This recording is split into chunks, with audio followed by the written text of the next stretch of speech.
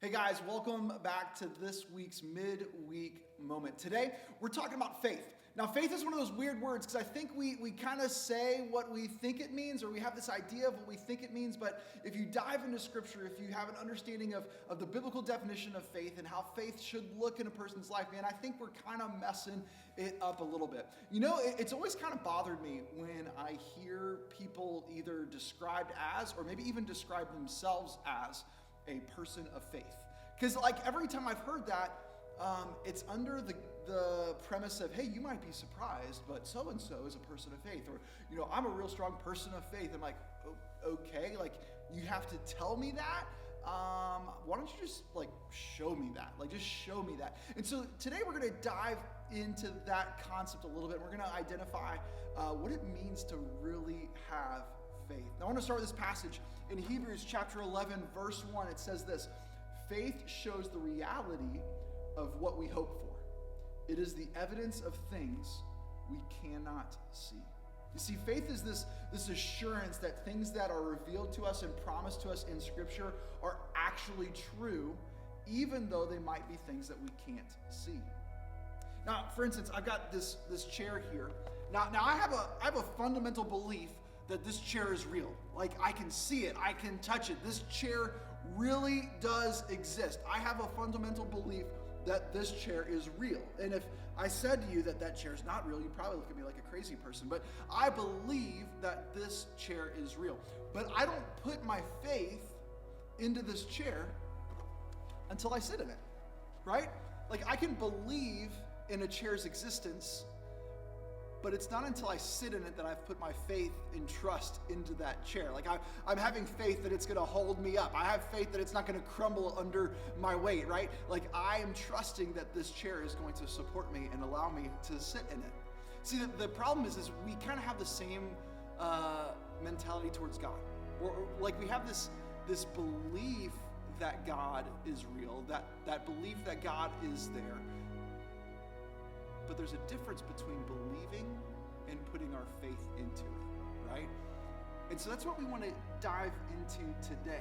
See, my faith isn't in the chair until I put myself on it, just the same way that my faith isn't fully in God until I'm living in that promise. Now, James chapter 2, we're gonna spend some time here for a few minutes. James chapter 2, verse 24, he says this: we are shown to be right with God by what we do. See, it's not about what we say. It's not about our Instagram profile. It's not about sharing that trendy verse or sharing that post. It's about what we do that really indicates who we are in relationship to God. Just a couple sentences later, James says this too. This is James chapter 2, verse 26. He says, just as the body is dead without breath, so also faith is dead without good works. See, James is saying like, our faith is empty and hollow if it's not accompanied, if it's not supported by good things that we do as an outflow of what we believe. Belief in something by itself does not lead us to live different lives, but faith should. Faith does. If I have faith, it should be evidenced by how I live, what I do, the relationships that I have, the things that I say within those relationships, right? My faith is indicated by what I do, not just what I say. In Scripture, we see these illustrations, these things that Jesus says to some of the disciples a couple times. Here's what happens. A lot of times the disciples, they don't get what Jesus was teaching about. They get so confused, or they're like off on another planet. They're not really listening into what Jesus is saying. And there's a few instances in Scripture where Jesus turns to them and says, you have little faith. You have little faith. There's a couple times when Jesus is like healing people. There's this instance where the disciples are unable to heal this person, and Jesus heals them, and the disciples are like, why couldn't we do that? And Jesus says, your faith is too small.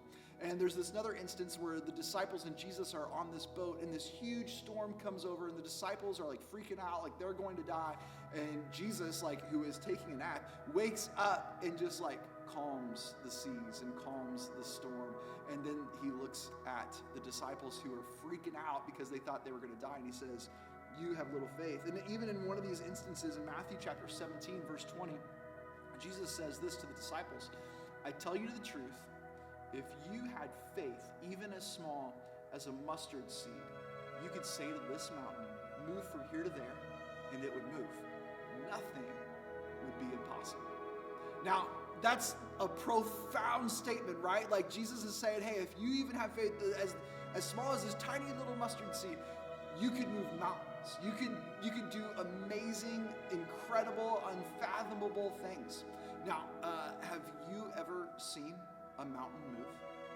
I have not. I have not seen that happen before. I've not ever witnessed a person. I've never even heard a story of a person or of this happening, of somebody praying and having faith that literally uproots and picks up a mountain and displaces it or moves it to another location. I've never seen that. Was that what Jesus was talking about? No, not at all. I don't think that one bit that Jesus was talking about, hey, like go over there and pray to that mountain and that mountain will pick up and move. That's not what Jesus was getting at. Jesus was getting at if we have faith, if we fully have entrusted our lives into him, like he's going to do amazing things. He's going to do unspeakable things. He's going to do unimaginable things in your life. The mountain just might be something different. Now, Hebrews 11, if you dive into Hebrews 11, do this. After you watch this video, spend some time reading through the whole chapter of Hebrews 11.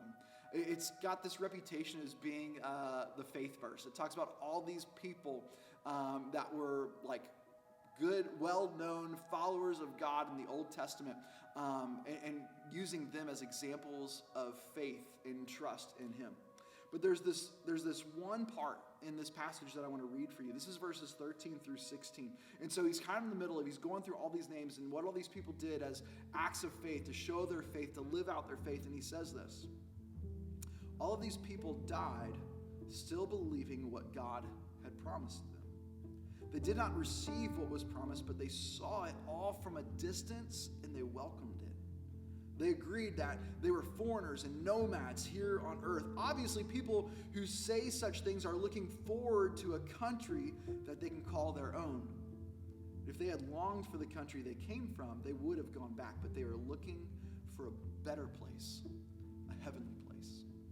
And so this is verses 13 through 16 of Hebrews chapter 11. And he's taking all of these people and the way that they lived their lives, and he's saying this is the thing that they all had in common. They weren't living a life chasing after something that was to be held in this lifetime, in this world.